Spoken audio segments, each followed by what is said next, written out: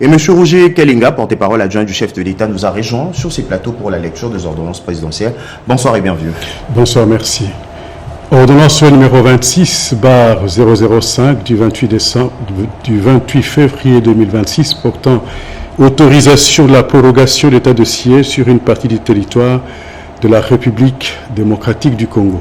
Le président de la République, vu la Constitution telle que modifiée par la loi numéro 11/002 du 20 janvier 2011 portant révision de certains articles de la Constitution de la République démocratique du Congo du 18 février 2006, spécialement ces articles 85, 129, 144 alinéa 5 et 145.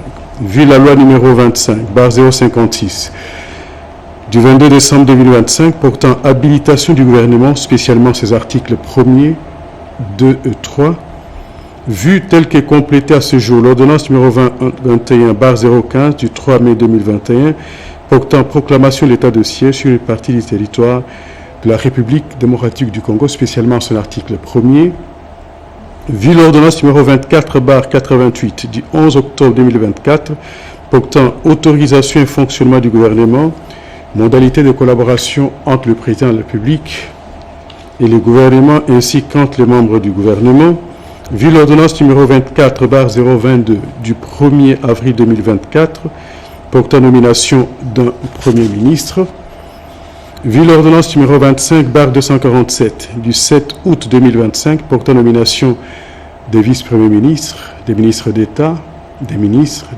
délégués et des vice-ministres, vu la nécessité et l'urgence, sur proposition du gouvernement délibéré en Conseil des ministres, ordonne.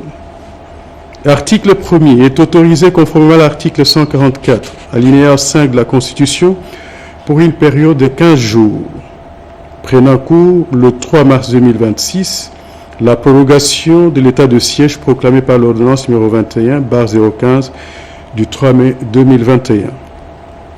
Article 2. Sont abrogées toutes les dispositions antérieures contraires à la présente ordonnance-loi. Article 3.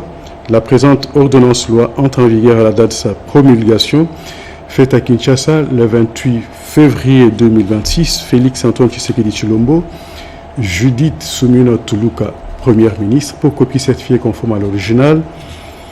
Le 28 février 2026, le cabinet du président de la République, Anthony Kenzo Kamole, directeur de cabinet. Ordonnance numéro 26/019 du 28 février 2026 portant prorogation de l'état de siège sur une partie du territoire de la République démocratique du Congo. Le président de la République, vu la Constitution telle que modifiée par la loi numéro 11/002 du 20 janvier 2011, portant révision de certains articles de la Constitution de la République démocratique du Congo du 18 février 2006, spécialement ces articles 61, 69, 85, 79, 144, 145 et 156 alinéa 2, vu l'ordonnance numéro 26/005 du 28 février 2026 portant autorisation de la prorogation de l'état de siège sur une partie du territoire de la République démocratique du Congo, spécialement en son article 1er, vu tel que complété à ce jour l'ordonnance numéro 21/015 du 3 mai 2021 portant proclamation de l'état de siège sur une partie du territoire de la République démocratique du Congo, spécialement son article 1er, vu tel que modifié et complété à ce jour l'ordonnance numéro 21/016 du 3 mai 2021 portant mesures d'application de l'état de siège sur une partie du territoire de la République démocratique du Congo, vu l'ordonnance numéro 28/88 du 11 octobre 2024 portant organisation et fonctionnement du gouvernement, modalité de collaboration entre le président de la République et le gouvernement ainsi qu'entre les membres du gouvernement, vu l'ordonnance numéro 25/293 du 15 décembre 2025 fixant les attributions des ministères, vu l'ordonnance numéro 24/022 du 1er avril 2024 portant nomination d'un Premier ministre, vu l'ordonnance numéro 25/247 du 7 août 2025 portant nomination de vice-premiers ministres, des ministres d'État, des ministres délégués et des vice-ministres, vu l'arrêt sous R-15 1550 du 6 mai 2021 de la Cour constitutionnelle siégeant à l'appréciation de la constitutionnalité de l'ordonnance numéro 21/016 du 3 mai 2021 portant mesures d'application de l'état de siège sur une partie du territoire de la République démocratique du Congo. Vu la nécessité et l'urgence, les conseils des ministres entendus ordonnent.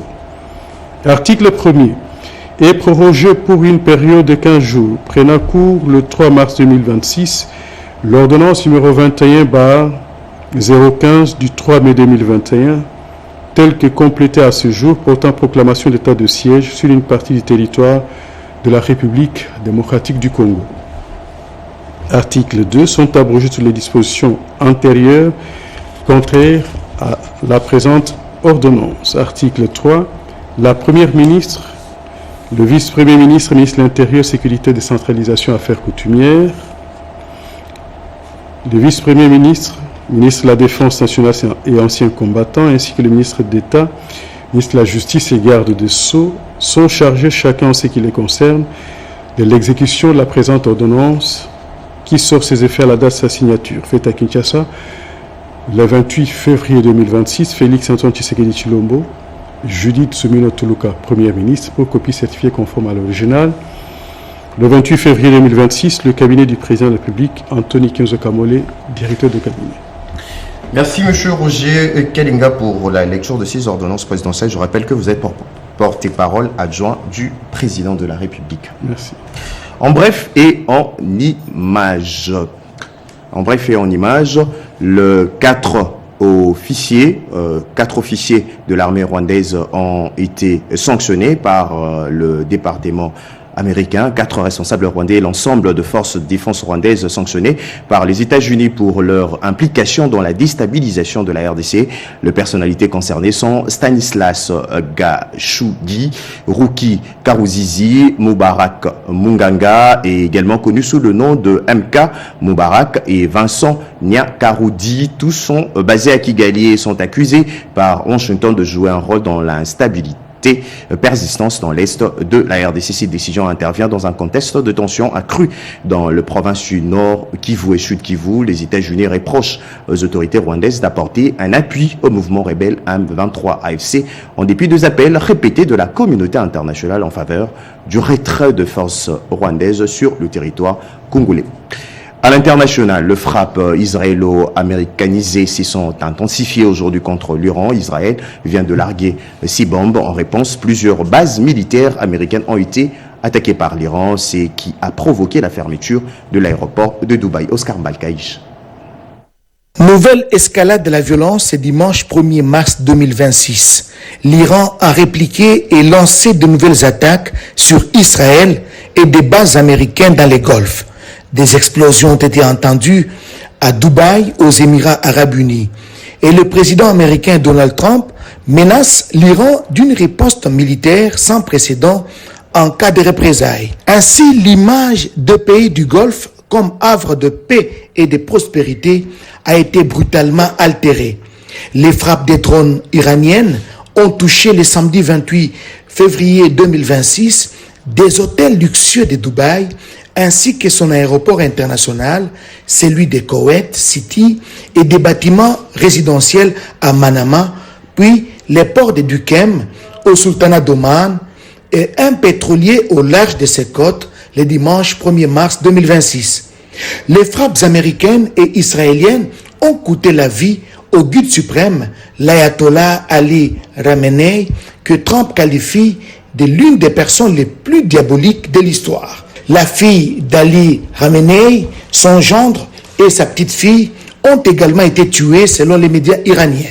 À l'ONU, l'Iran a dénoncé un crime de guerre devant les conseils de sécurité après l'attaque d'Israël et des États-Unis. Le même samedi, le Croissant Rouge iranien a annoncé plus de 200 morts et les bilans pourraient s'alourdir avec ces nouvelles frappes américo-israéliennes. Dans un communiqué, le gouvernement de la République démocratique du Congo a exprimé sa vive préoccupation face à l'escalade alarmante de la situation sécuritaire au Moyen-Orient et les communiqués de poursuivre En tant que membre non permanent du Conseil de sécurité des Nations Unies, la République démocratique du Congo souligne la nécessité d'éviter toute escalade supplémentaire susceptible d'aggraver la situation sécuritaire et humanitaire, exhorte toutes les parties à faire preuve de la plus grande retenue et réaffirme son attachement au respect strict du droit international, y compris du droit international humanitaire. La République démocratique du Congo appelle ses citoyens à s'abstenir de tout voyage dans la région du Moyen-Orient et invite ses ressortissants résidant dans les pays affectés par la crise sécuritaire à se rapprocher de ses représentations diplomatiques pour toute information sur l'évolution de la situation.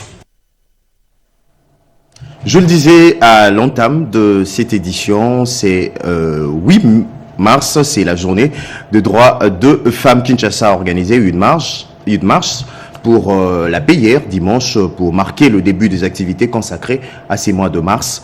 La ministre Micheline Ombaye porte la vision du président Félix Tshisekedi au cœur d'une nation debout. Christelle Yundula. Ce 1er mars 2026, des milliers de Congolais ont répondu à l'appel de la ministre du Genre, Famille et Enfants, Micheline Ombaye Kalama, pour une marche de santé et de solidarité baptisée « Marchons pour elle, marchons pour l'Est ». Un nom, un élan, une promesse.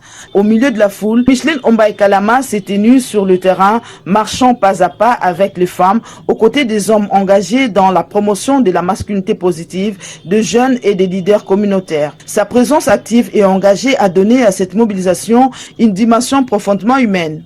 Femmes battantes, mères courageuses, jeunes filles pleines d'espérance, mais aussi hommes responsables, conscients de leur rôle dans la construction d'une société juste et protectrice, ont marché à l'unisson. Ensemble, ils ont exprimé leur soutien indéfectible aux populations meurtries de l'Est de la République démocratique du Congo.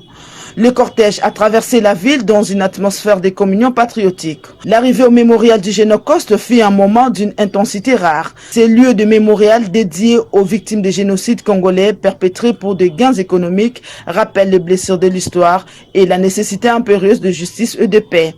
S'y recueillir ensemble était un acte fort. Refuser l'oubli, refuser l'indifférence, choisir la solidarité. Prenant la parole, la ministre du Genre, Famille et Enfants, Micheline Ombaye Kalama, a rappelé la portée profonde de cette initiative. La ministre a exhorté la population à faire bloc derrière les institutions de la République pour la restauration de l'intégrité territoriale en soutenant le président de la République, chef de l'État, Félix-Antoine Tshisekedi Tshilombo, et en relayant des messages responsables et constructifs, contribuant ainsi à l'effort collectif de paix. En ce mois de mars consacré aux droits des femmes, le ton est donné. La dignité féminine ne peut s'épanouir sans paix. La femme congolaise ne demande pas seulement l'égalité, elle réclame la sécurité, la justice et la stabilité pour ses enfants. Dans un autre registre, le premier forum économique RDC-Japon s'est ouvert. C'est lundi 2 mars 2026 à Kinshasa sous la conduite conjointe entre Daniel Mukoko Samba, vice-premier ministre de l'économie nationale, et l'ambassadeur du Japon accrédité en RDC. Il est centré sur un partenariat économique renouvelé avec l'ambition de transformer localement le matière première et minéraux congolais ici au pays de Lumumba. Rodépanda. Lancement officiel du premier forum d'affaires RDC-Japon, le vice-premier ministre, ministre de l'économie nationale, Daniel Mukoko Samba, a livré un message fort en faveur d'un partenariat économique renouvelé entre la RDC et le Japon. Pour le gouvernement congolais, ce forum ne doit pas se limiter à un simple cadre d'échange, mais plus encore, il doit marquer le point de départ d'un partenariat industriel de la nouvelle génération. Selon l'économiste congolais, l'ambition est claire.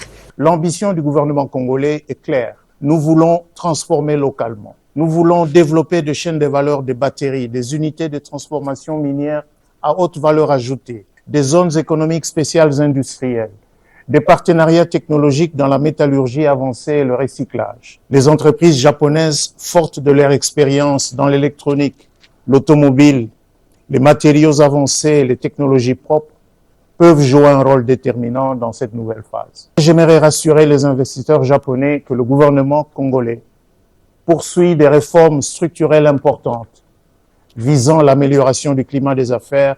Le 5 février dernier, à Washington DC, devant un parterre d'investisseurs américains, son Excellence Félix-Antoine Tshisekedi Tshilombo, président de la République, chef de l'État, avait indiqué que la RDC était prête à faire des affaires.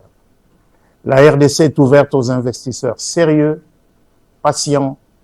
Organisé par l'ambassade du Japon, ce forum vise à explorer et à promouvoir les opportunités d'investissement en RDC tout en renforçant la coopération économique entre la RDC et le Japon dans une dynamique de partenariat durable et mutuellement bénéfique. L'Agence nationale pour la promotion des investissements ANAPI et l'autorité de régulation et de contrôle des assurances ARCA viennent de sceller un partenariat stratégique pour renforcer la sécurisation des investissements en RDC. Vêtements Koutima, Eli Tchala et Maurice Mbewa. Les objectifs poursuivis sont multiples, notamment renforcer l'attractivité des investissements directs étrangers et nationaux dans les secteurs des assurances, faciliter l'installation et l'accompagnement des investisseurs dans les respects de normes en vigueur, coordonner les actions de promotion et de sécurisation des activités d'assurance, développer des initiatives conjointes pour améliorer l'accessibilité et la diversification de produits d'assurance, ainsi que vulgariser les dispositions du Code des assurances auprès des potentiels investisseurs. Pour créer un environnement plus lisible et plus protecteur pour les porteurs des projets, l'Agence nationale pour la promotion des investissements ANAPI, à travers sa directrice générale Rachel Punguluamba et l'autorité des régulations et de contrôle des assurances ARCA, représentée par son directeur général Alain Kanindanga Lula, se sont convenus à une étroite collaboration visant à renforcer la sécurisation des investissements en République démocratique du Congo. Et par les effets induits de cette promotion du secteur des assurances, on a d'abord la sécurité et la confiance qui s'installent au niveau des investisseurs et au niveau des investissements. Donc ça vient renforcer le cadre légal et réglementaire des investissements, mais aussi ça apporte des investissements dans d'autres secteurs qui finalement contribuent au développement de notre pays.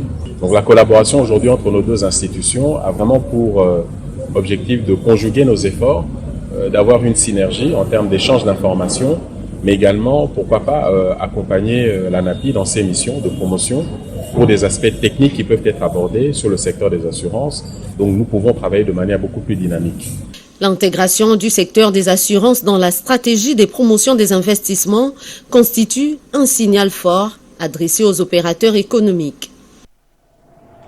Le gouvernement congolais accélère la mise en œuvre du programme Debout Jeunes Congolais. Une série de consultations stratégiques est en cours dans plusieurs ministères, notamment au PME, au commerce extérieur et dans d'autres secteurs clés afin d'assurer un déploiement effectif et multisectoriel de cette initiative en faveur de la jeunesse. Objectif, créer un environnement favorable à l'émergence de jeunes entrepreneurs congolais et renforcer leur insertion durable dans l'économie nationale. Diane Balaka. Le compte à rebours est lancé pour Debout Jeunes Congolais.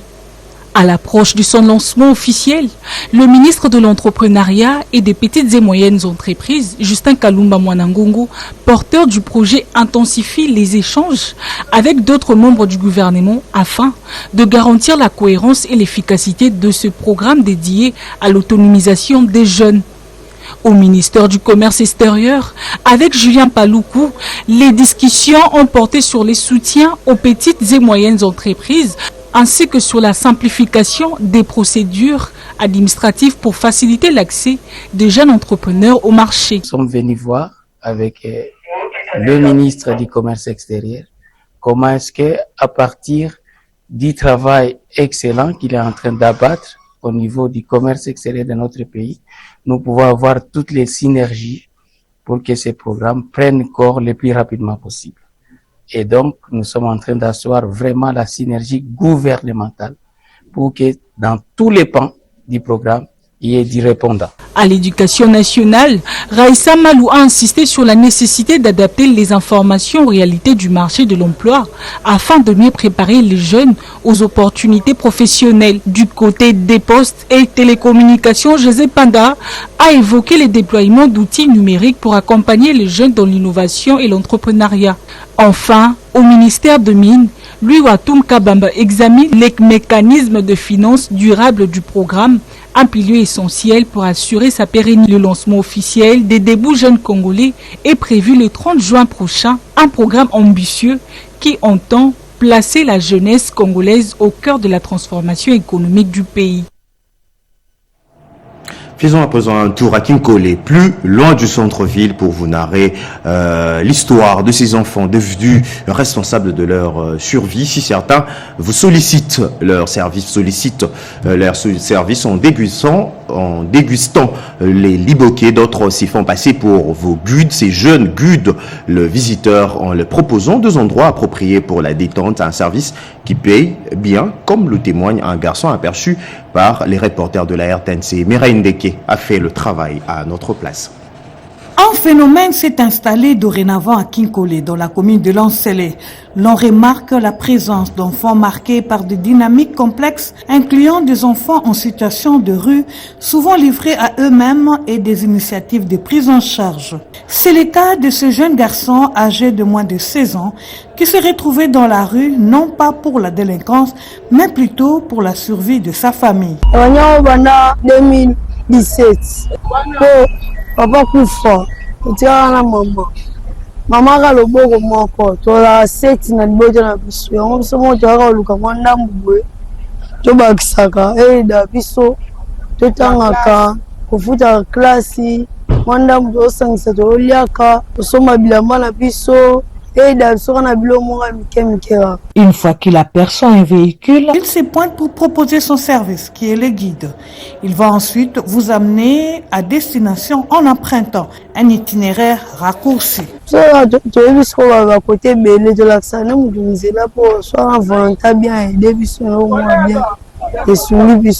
La place de ce jeune garçon serait certes à l'école. Malheur est de constater que plusieurs enfants, dits enfants de la rue, ne sont pas souvent des délinquants. Un encadrement sérieux s'avère d'une importance capitale pour prévenir la délinquance juvénile, aujourd'hui communément appelée le phénomène Kuluna. En province, Bandundu-Ville se prépare déjà à accueillir la 13e conférence de gouverneurs. Le ministre des Infrastructures, John Bonza, a visité la piste de l'aéroport national en pleine réhabilitation. Eugénie Dada-Chabay.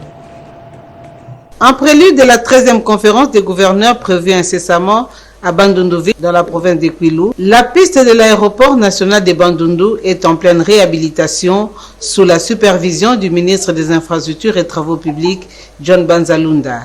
Arrivé à Bandundu-Ville, le ministre a visité les chantiers de cet aéroport.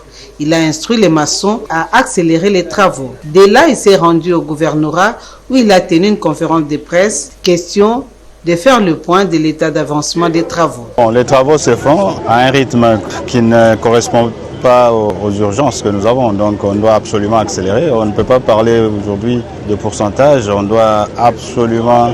Même s'il faut travailler pendant la nuit, il faut le faire pour tenir le délai. Nous avons besoin que nous soyons tous concentrés autour du président Félix-Antoine Tshisekedi Tshilombo pour construire notre pays. On doit arrêter d'être distrait. Le pays ne peut être construit que par nous-mêmes. Le patron des infrastructures et travaux publics, John Banzalunda, a aussi annoncé la réhabilitation des grandes artères de cette ville de la province de Kwilu. Il s'agit notamment de la route Bagata, Petit Kassai, et aussi de toute la voirie de la ville. La commune d'Ondjili, dans la ville-province de Kinshasa, confirme sa vocation sportive. Dans la vision du président Félix Tshisekedi, un complexe omnisport au standard international en pleine construction sur la place Sainte-Thérèse et les infrastructures routières sont déjà aménagées pour faciliter la circulation dans cette commune. Alain Bikaï. Les terrains de foot, salles de gymnase, tout comme les autres infrastructures prévues, sortent progressivement des terres. Pour s'imprégner de l'évolution des travaux, les bourgmestres Papim Boumbangalima, accompagné du chef du projet, a fait visiter les jeunes sportifs les chantiers. À cette occasion, plusieurs jeunes sportifs, notamment des pratiquants des sports de combat, venus des différents quartiers chauds de la commune, ont été conviés à découvrir l'état d'avancement des infrastructures. Sur les sites, les ouvriers s'activent pour ériger ce qui deviendra un véritable pôle sportif moderne au cœur d'Ondjili. Terrain dédié à plusieurs disciplines et salles de gymnase prennent forme progressivement. Profitant de cette rencontre, l'autorité municipale a exhorté les jeunes à bannir les antivaleurs dans les milieux sportifs et à faire le sport un vecteur d'unité et de discipline. Les utilisateurs, ce sont des sportifs. Donc il était de bon endroit pour nous de le conduire ici aujourd'hui pour venir voir l'évolution des travaux. Nous disons un grand merci au président de la République, son Excellence Félix-Antoine Tshisekedi Tshilombo, le visionnaire. C'est grâce à lui que la commune de Njili est en train de bénéficier de toutes ces infrastructures. Moment symbolique de la visite, le Judo Club Cœur de Lion a présenté les coupes et médailles remportées à l'international, preuve du potentiel de la jeunesse d'Njili. Outre ces complexes, la commune bénéficiera également des infrastructures routières ainsi que d'un nouveau bâtiment administratif. Un message d'unité et de soutien à l'intégrité territoriale de la RDC lancé par la Ligue de patriotes congolais de la diaspora, réunie samedi 28 février 2026 au Presse Club Bruxelles en Belgique, où ses différents représentants ont expliqué à la presse les grandes lignes de cette association. Edith Chala. La diaspora congolaise bannit la confrontation. Elle choisit la stratégie et s'organise. Elle conjure la division et prendre l'unité dans le droit. Car aujourd'hui, défendre la République démocratique du Congo signifie agir avec intelligence, légalité et vision. La Ligue des patriotes congolais de la diaspora porte une voix qui veut se faire entendre et marque la rupture avec le passé. Les principes issus des accords internationaux inspirés de Genève imposent une responsabilité morale et juridique. La protection internationale ne peut jamais devenir une protection de l'impunité. Nous sommes une diaspora de paix, mais une diaspora vigilante. Une paix consciente, une paix qui agit. Aux États qui nous accueillent, nous adressons un message respectueux mais ferme. À Bruxelles, des coordonnateurs adjoints de cette ligue, venus de toutes les places fortes de l'Occident, ont apposé leur signature sur la charte constitutive. La conférence, elle a porté sur la défense de la paix en République démocratique du Congo, la protection de la souveraineté nationale et la préservation du vivre ensemble et la propagande contre tout ce qui est discours haineux ou tribal. Avec comme devise ne jamais trahir le Congo, cette ligue s'impose la défense de l'intégrité territoriale de la RDC, la promotion de l'unité nationale et le soutien à la population congolaise, entre autres. Santé à présent, la Russie veut apporter son expertise dans le secteur de la santé en RDC. Son ambassadeur l'a dit au ministre de la Santé, Samuel Roger Kamba, et ensuite un accord stratégique de plus de 800 000 $ a été signé avec les États-Unis pour améliorer l'accès aux soins de santé de qualité. Robert Ndaye et Turbo Chimanga. C'est une rencontre qui vise à renforcer le partenariat entre la République démocratique du Congo et la Fédération de la Russie dans le domaine de la santé. L'ambassadeur de la Fédération des Russies, Karl Tikaz, est venu réaffirmer au ministre de la Santé publique, Dr Samuel Roger Kamba, la volonté de son pays de renforcer les relations bilatérales avec un accent particulier sur la coopération dans le domaine de la santé. Ces échanges ont porté sur les opportunités d'élargissement de la collaboration entre les deux nations, notamment dans la prévention, la surveillance et la lutte contre les maladies à haut risque. Il existe des possibilités pour élargir la coopération et c'est un très bon échange des opinions et nous avons constaté que notre rencontre d'aujourd'hui c'est peut-être un commencement pour l'élargissement de nos contacts et de notre coopération. Le ministre de la Santé publique, Dr Samuel Roger Kamba, a signé un accord stratégique avec des firmes américaines dans ses efforts visant à renforcer les systèmes de santé. Cet accord stratégique est destiné à améliorer l'accès aux soins et la qualité des services de santé au bénéfice de l'ensemble de la population congolaise. L'accord que nous signons aujourd'hui s'inscrit dans cette dynamique. Il permettra notamment de renforcer la lutte contre le VIH-Sida, la tuberculose et le paludisme. Il permettra aussi d'améliorer la santé de la mère et de l'enfant, de poursuivre les efforts d'éradication de la poliomyélite, de mieux surveiller les épidémies, de renforcer les capacités du personnel de santé et d'améliorer la préparation face aux urgences sanitaires. La coopération avec la Fédération de la Russie, couplée à l'accord avec les États-Unis, joueront un rôle déterminant dans l'atteinte des objectifs de santé publique en République démocratique du Congo. Au ministère de Poste et Télécommunications, les directeurs du secrétariat général ont signé le contrat de performance avec le ministre Joseph Panda. Marie-Pascale Kalong. C'est au total 13 directeurs de l'administration des PTNC qui ont pris l'engagement devant leur secrétaire général Aurélien Kamba avec le ministre Joseph Panda. Ils ont tous accepté d'orienter leur action à la réalisation des missions stratégiques assignées au ministère des Postes et Télécommunications, notamment de réduire la fracture numérique, de connecter tous les 145 territoires de la RDC, de digitaliser le pays à l'horizon 2030 et d'élargir l'assiette fiscale. Chacun ayant établi lui-même sa feuille de route est tenu à respecter le délai de réalisation des actions à mener qu'il s'est fixé lui-même dans cette feuille de route défendue devant le ministre. Il faut dire que l'échéance fixée pour l'évaluation de chacun est de 3 mois. En cas de contre-performance, le directeur sera rappelé à l'ordre par sa hiérarchie. Le cas échéant, en cas de récidive, peut-on lire dans le contrat d'engagement, le dossier sera soumis à la sanction du ministre des Postes et Télécommunications. Dans le registre de l'éducation, le complexe scolaire de frères maristes Marcelin Montbatélé a inauguré son tout premier nouvel atelier. Équipé de 23 machines de différents types, dont des machines à broder industrielles, cet atelier moderne offre désormais aux apprenants un cadre professionnel répondant aux exigences du marché. Une avancée significative pour l'école des frères maristes Marcelin Montbatélé, qui place la pratique au cœur de son projet pédagogique. L'amour pour notre jeunesse nous pousse à ne pas nous contenter du strict nécessaire, mais à viser l'excellence. Choisir la filière coupe et couture, c'est choisir de transformer la matière par l'esprit. C'est embrasser une carrière de créateur, d'entrepreneur et de leader de la mode, capable de vêtir le monde avec dignité et élégance. Fidèle à la pensée du philosophe et pédagogue américain John Dewey, promoteur du courant éducatif Learning by Doing, apprendre en faisant, le complexe scolaire Marcelin Montbatélé mise sur une formation active et concrète. Ici, les élèves ne se contenteront plus de recevoir des connaissances de manière passive. Un enfant, lorsqu'un enfant fait le choix de faire la coupe et couture, il faudrait vraiment l'encourager. Parce que cet enfant-là sera autonome.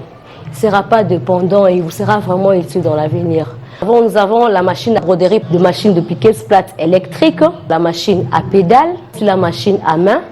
La machine à main permet aussi le travail en manque d'électricité. L'impact de cet atelier ne se limite pas aux seuls élèves de l'établissement. La direction annonce que l'infrastructure servira également de cadre des stages pour les élèves d'autres écoles environnantes. L'actualité reste en continu.